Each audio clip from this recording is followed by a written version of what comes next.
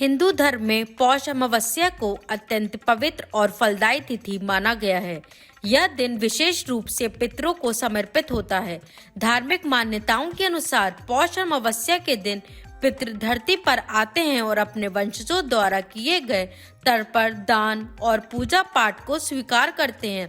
इससे प्रसन्न होकर वे परिवार को सुख, शांति, समृद्धि और अच्छे स्वास्थ्य का आशीर्वाद देते हैं। वैदिक पंचांग के अनुसार इस वर्ष पौष अमावस्या 19 दिसंबर को पड़ रही है। खास बात यह है कि इस दिन कई शुभ योग बन रहे हैं, जिससे इस अमावस्या का महत्व और भी बढ़ गया है। ज्योतिषियों के अनुसार पौष अमावस्या पर यदि विधि विधान से स्नान और दान कुछ विशेष उपाय किए जाएं तो पितरों का विशेष आशीर्वाद प्राप्त होता है और जीवन की अनेक बाधाएं दूर हो सकती हैं। पौष अमावस्या दान स्नान का शुभ मुहूर्त। पंचांग के अनुसार पौष अमावस्या के दिन ब्रह्म मुहूर्त सुबह 5:19 से 6:24 तक रहेगा। इस समय स्नान, ध्यान और धार्मिक अनुष्ठानों के लिए अत्यंत शुभ माना जाता है। वहीं अभिजीत मुहूर्त दोपहर 11:58 से 12:39 तक रहेगा, जो दान पुण्य के लिए सबसे शुभ समय है। इसके अलावा लाभ उन्नति मुहूर्त सुबह 8:26 से 9:43 तक रहेगा और अमृत शुभ समय 9:43 से 11:01 तक रहेगा।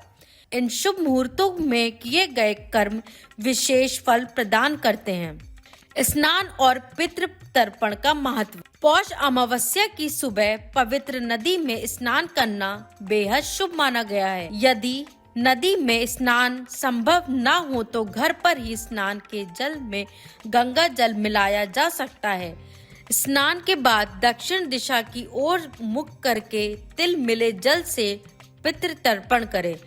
मान्यता है कि इससे पितरों की आत्मा को शांति मिलती और परिवार में सुख समृद्धि बनी रहती है। दीपदान और विशेष पूजा। अमावस्या की शाम घर के मुख्य द्वार और पितरों को समर्पित स्थान पर दीपक जलाना चाहिए। दीपक को दक्षिण दिशा में रखने से पितर प्रसन्न होते हैं और घर में सकारात्मक ऊर्जा का संचार होता है। पीपल के पेड़ के नीचे दीपक। इस दिन संध्या के समय पीपल के वृक्ष की पूजा करें, 3 बार परिक्रमा करें और सरसों के तेल का दीपक जलाएं। इससे पितृ दोष से मुक्ति और जीवन की बाधाओं में कमी आती है। जीवन में सुख समृद्धि के लिए उपाय। मान्यता है कि पौष अमावस्या के दिन 11 या 21 बार शनि का पाठ करने से माँ लक्ष्मी की कृपा बनी रहती और जीवन में स्वास्थ्य, शांति और समृद्धि आती है।